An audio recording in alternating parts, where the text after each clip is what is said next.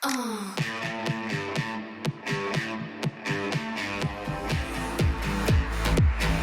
wanna get down.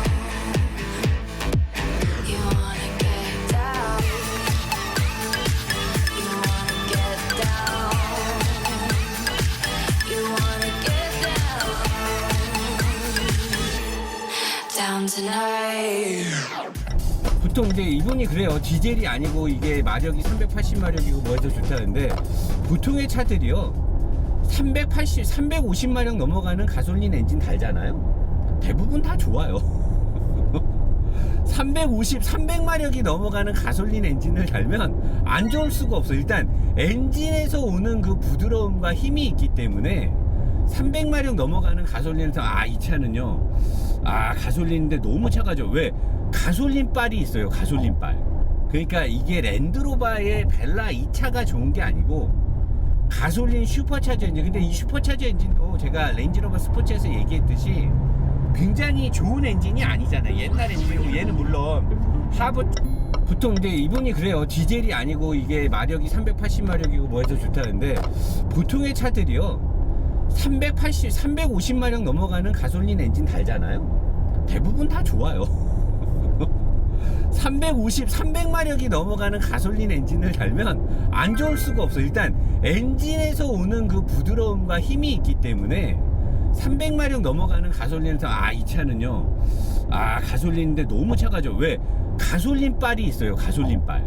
그러니까 이게 랜드로버의 벨라 이 차가 좋은 게 아니고 가솔린 슈퍼차저 엔진. 근데 이 슈퍼차저 엔진도 제가 렌지로버 스포츠에서 얘기했듯이 굉장히 좋은 엔진이 아니잖아요. 옛날 엔진이고, 얘는 물론 하부 쪽에 오일팬이라든가 몇 가지가 소폭 개량이 됐어요. 레인지로버 스포츠에 들어갔던 것들에 비해서는. 그렇다 하더라도 이 차가 그렇게 뛰어난 엔진을 갖고 있는 건 아니에요. 옛날 엔진이고, 미션도 뭔가 중량급의 랜드로버에 비해서는 토크 대응이 뭔가 소폭 개선됐다기보다는 다운그레이드가 된 것 같아요. 그래서 달리다가 중간중간 탁탁 튀는 현상들이 좀 있기 때문에 그런 부분도 다른 랜드로버보다 값은 비슷하게 하나 가격에서 좀 많이 내려간 게 아니냐라는 느낌이 드네요. 이렇게 일반적으로 코너력을 고속으로 할 때 영락없는 자가용의 느낌. 뭐 브레이크는 그냥 제규어네요. 제규어. 이 차는 느낌이 그냥 제규어예요. 제규어라고 보면 될 거예요. 제규어 같은 느낌으로 갑니다. 그러면 이제 와인딩 코스에 가서 좀 달려보면서 다시 한번 체크를 해볼게요.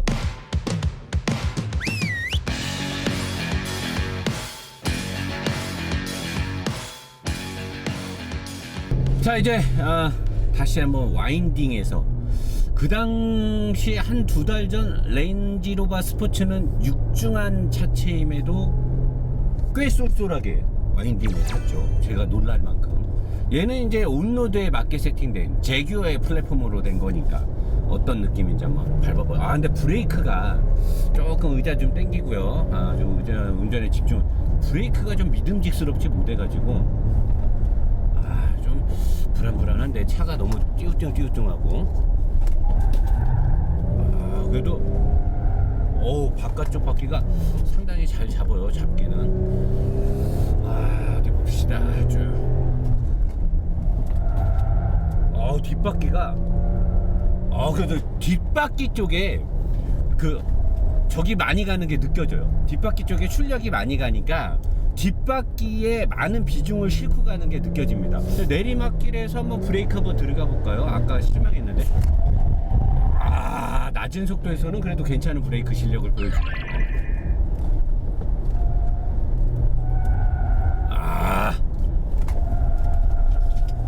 근데 의외로 가벼워서 그런지 몰라도 상당히 경쾌하고요.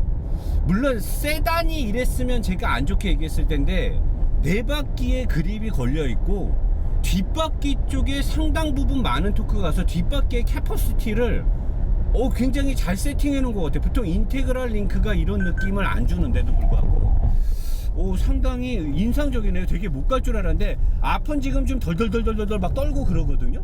근데 뒷바퀴에서 얘는 앞에 서스펜션이 제규어 거를 넣으면서 망친 것 같아요. 뒷바퀴는 그래도 전통의 랜드로버 같은 식으로 이렇게 좀 돼 있어가지고 또 스틸 부분도 많고 뒷바퀴가 오히려 되게 마음에 드네요. 근데 그러면 뭐해, 앞바퀴가 이 모양인데. 그리고 냉각은 뭐 아직까지 뭐 크게 저기는 없네요. 그렇게 빠르지 않은 속도에서 RPM이 좀, 근데 지금 이 여기가 좀 울퉁불퉁한 데인데 하체 앞바퀴 쪽에서 오는 불쾌함이 꽤 심합니다. 야, 이거 이렇게 차 팔면 안 될 것 같은데. 그러니까 전체적으로 우두두두 할 때는 또 에어스프링 때문에 괜찮은데 툭툭 칠 때 에어스프링의 범위를 넘어서는 충격이 올 때는 그대로 서브프레임을 타고 앞바퀴 그 스티어링 링크가 텐션 스트럭과 같이 묶여 있어가지고 아주 안 좋게 올라오네요. 이거 어떡하죠? 뭐 어떻게 이거 마무리를 해야 되나, 이거. 좀 거시기한데. 좀 그래도 일단은 뭐 와인딩은 성공한 거예요. 이 정도면 이 SUV가 이 정도 달렸으면 뭐 그래도 막 뒤에 이렇게 흐르지 않고, 막 고속으로 갔을 때 칼치기 같은 거 했을 때는 뒷바퀴가 흐를 수가 있는데 그냥 적당하게 이렇게 무게를 왔다 갔다 하면서 갈 때는 그래도 잘 버티니까, 이게 에어매틱하고 감압 댐퍼의 움직임이 빠르지 않다라는 거죠. 만약에 그게 빨랐다라고 하면 고속에서 달릴 때도 원투 트리플 악셀이 들어갔을 때, 트리플 칼치기가 들어갈 때 잘 작동해야 되는데 그렇지 않고 지금처럼 끼 이렇게 하중이 또 끼 이렇게 하중이 변할 때는 그립과 함께 잘 작동을 하는 거죠. 그러니까 이건 뭐다? 세팅의 실력의 단수가 낮다라고 보는 거죠. 이렇게 세팅하는 애들은 실력이 낮은 애들이죠. 실력이 높은 애들은 세팅을 이렇게 안 하거든요. 좀 더 영민하게 세팅을 해야 되는데 그렇지는 않네요. 이게 모양만, 이게 파생 상품들은 이래서 안 된다니. 늘 얘기하잖아요. 파생 상품 사지 말라고, 안 좋다고. 그 내가 제규어 맨날 존나 까는 이유가 다 이유가 있는 거야. 제규어가 그 무슨 뭐 제규어가 어제 살찐 고양이. 여러분들이 차를 살 때요, 선전이 끼깔나게 멋있잖아? 믿고 걸으면 돼요. 차를 잘 만들면요, 선전을 안 만들어요. 잘. 왜? 어차피 잘 팔리거든. 좋으니까 입에서 입으로 소문이 나니까. 보통 여러분 아주 좋은 차들은요 CF를 그렇게 크게 안 만들어요. 어차피 잘 팔려. 근데 꼭 보면 이 야루, 이 후가시 넣는 애들 보면 차가 안 좋아. 옛날 제규어 막 XE 막 선전 막 존나 만들고 막 표범하고 막 제규어 막 뛰어나가고 막 난리 부르스 막 치고 막. 얘도 뭐 막 CF 엄청 멋있어. 렌지로버 보거나요, 이 렌지로버 스포츠는 CF를 그렇게 멋있게 안 만들어. 얘는 CF가 엄청 멋있어. 그래서 나는 야, 벨라 저거 멋있네 막 그런데 이거 어떻게 해야 돼, 이런 차는? 큰일 났네 이거, 차 주고 나게. 자, 일단 여기서 끊고요. 고속도로 아까 제가 200까지는 안 싸봤거든요. 200까지 달리는 거 한 번 더 해보고 그리고 나서 총평해야지 뭐 있겠어.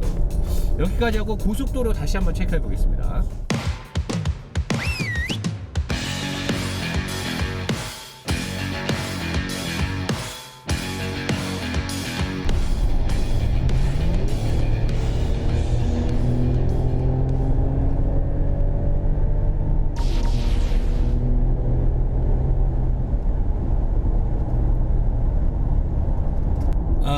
지금 고속도로를 계속 쌌는데요, 확실히 차대 강성이 다른 랜드로버보다 약합니다. 약하고 뭐 움직임이 없이 그냥 쫙 갔을 때는 제규어의 XJ나 XF처럼 다른 움직임이 없이 그냥 쭉 달릴 때, 미국 도로를 그냥 달릴 때처럼 달리면 굉장히 부드러워요. 그래서 제가 시내에서 이 차를 며칠 동안 타면서 안 쏘고 다닐 때는 야, SUV 치고는 참 부드럽다, 느낌 되게 좋네, 벨라는 이런 맛에 타면 되겠구나, 막 이런 게 있었는데 지금 보니까 아니에요. SUV는 SUV답게 바디에 강성이 있어야 돼, 프레임에. 얘는 지금 그게 가장 근본적인 문제인 것 같고, 그 다음에 앞바퀴의 서스펜션이라든가, 랜드로버에서 만졌는데 왜 그러냐라고 하면, 랜드로버는 이런 프레임을 가지고 차를 만든 적이 없었던 거죠. 그동안 자기네들이 늘 생산했던 오리지널 프레임을 가지고 차를 세팅하다가 제규어 F페이스로부터 넘어온 이 모듈화 공유 플랫폼을 가지고는 그 값을 못 뽑아내는 것 같아요. 그래서 아무것도 없이 그냥 쭉 달릴 때는 되게 좋습니다. 근데 조금이라도 움직이거나 브레이킹을 때려서 무게 중심이나 무게 배분이 움직일 때는 굉장히 불안해요. 불안하고, 하체 서브 프레임이 스틸인데도 불구하고 얘는 약해요. 되게 약하고, 바디 전체의 중간 부분, B필러부터 이 바닥 쪽도 굉장히 프레임 자체가 중량급을 견디기에는 약합니다.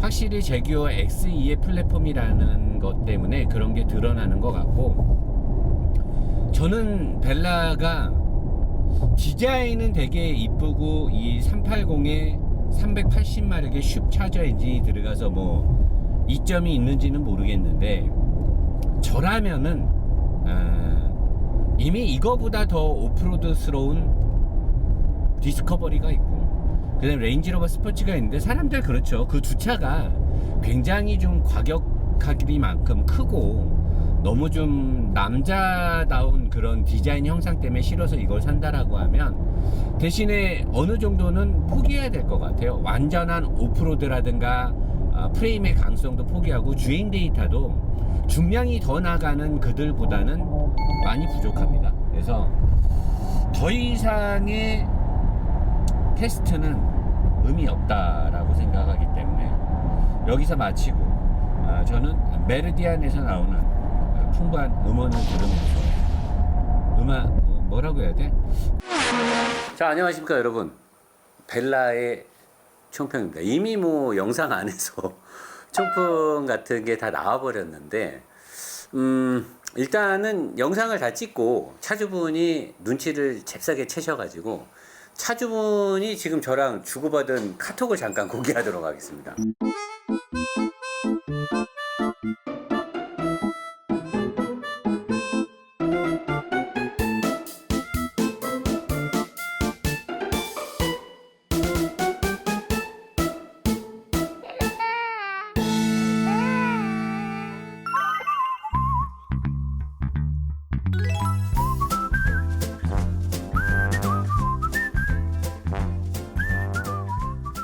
보시면 알겠지만 절망적이죠. 굉장히 절망적입니다. 저는 차주분을 계속해서 설득했습니다. 차를 팔지 말라고. 그러나 제일 중요한 건 차주분이 운영하는 식당이 홍대 쪽하고 석촌호수 쪽에 있는데, 우리 직원들하고 같이 가서 먹는데 너무 맛있습니다. 비록 차주분의 차는 걸레가 되도록 취해졌지만, 차주분의 매장이 장사가 잘 되면 다시 화이팅 하셔서 차를 바꾸시면 되니까. 여러분 영상 안에 보셨으면 알겠지만, 벨라의 가장 큰 문제는 제규어로부터 시작된 플랫폼이죠. 그리고 모든 주행 데이터를 제규어 F페이스에서 상당 부분 많이 갖고 왔습니다. 그도 그럴 것이, 랜드로버가 원래 쓰지 않았던 플랫폼을 썼기 때문에 랜드로버 안에서도 자체적으로 주행 데이터를 새로 세팅하기는 쉽지 않았을 겁니다. 그래서 제규어 F페이스의 상당 부분 많은 주행 데이터가 넘어오면서 주행 관련해서는 랜드로버가 내는 전형적인 랜드로버 맛이 나지 않는다라는 거죠. 물론 부드럽고 뭐 가속에서의 느낌 다 그게 제규어 XJ나 XF에서 나타났던 특성들이기 때문에, 제가 누누이 3년 전, 4년 전 늘 말하지 않았습니까? 파생 상품은 사는 것이 아니다. 그리고 제가 늘 말했던, 자동차는 세팅값도 중요하지만 축적된 데이터베이스. 또 이거 얘기하면 마음이 아파요. 3년 전, 4년 전에 내가 이 얘기하면 엄청 사람들한테 까였거든요. 무슨 자동차가 축적된 데이터베이스냐. 지금 현대자동차가 그것 때문에 아주 힘들어하고 있죠. 축적된 데이터베이스가 없으면 그 어떤 자동차도 훌륭한 주행 특성을 낼 수가 없다라는 것들이 요즘 현대자동차의 G80, GV80 문제점에서 드러나고 있습니다. 벨라에서는 랜드로버가 기존에 썼던 4x4 4륜형 SUV가 갖고 있었던 축적된 데이터베이스가 녹아들지 않은 차입니다. 물론 스타일 멋있죠. 하지만 뒤에 따라가 보면 과연 저게 1억짜리 차처럼 보일까요? 너무 좁아요. 너무 작아요. 뭐 SUV가 스포츠에서 좋고 뭐 어쩌고 그러면 세단 사지. 뭐하러 SUV를 사요? SUV는 SUV였을 때 가장 목적성에 부합되면서 가장 실용도가 높은 겁니다. 그러면서 고성능 내면 되잖아요. 무슨 SUV를 사갖고 승용 같은, 그럼 승용차 사면 되죠. 그래서 벨라는 안 좋다. 그냥 안 좋다. 뭐 사지 말라 이런 말은 아닙니다. 충분히 랜드로버 안에서 대체 품목으로 많은 제품들이 나오고 있고, 저는 이번에 나오는 디펜더 신형이 굉장히 기대가 되고 있습니다. 디스커버리도 되게 좋고요. 현재 랜드로버의 가장 큰 문제, 품질 문제, 엔진 쪽에 관련된 문제로 랜드로버는 초유의 적자와 이것들을 서비스에서 대응해주는 부분에서 많은 부분의 비용이 지출되고 있다고 합니다. 그로 인해서 사상 초유의 경영에 대한 실적이 좋지 않다라는 경영 실적이 나왔는데, 잘 나가던 랜드로버가 품질 관리를 제대로 못해서 굉장히 지금 어려움에 처해 있다라고 합니다. 이 부분은 현대자동차 관계자들이 굉장히 주의 깊게 들어야 될 부분인 거죠. 자국민이 잘해준다고 언제까지나 그렇게 방관하고 경영을 하시면 큰일 나는 겁니다. 랜드로버도 마찬가지로 엔진 부분이나 전자계통의 어떤 품질 문제가 발생되는 거는 빨리 잡아야겠지만, 그런 문제가 발생됐을 때 서비스 센터에서 고객들이 그 브랜드에 대한 충성도가 떨어지지 않게끔 굉장히 신경 써서 고객을 응대해야 될 것입니다.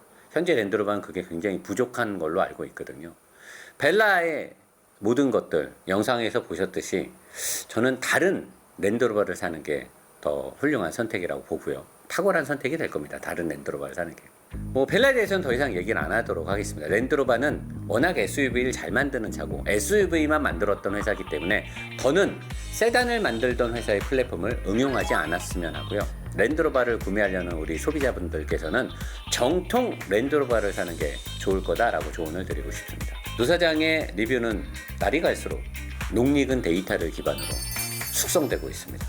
여러분도 느끼시죠? 저도 느끼고 있습니다. 앞으로 더 숙성된 리뷰로 여러분들한테 좋은 정보를 드리도록 하겠습니다. 크락셀!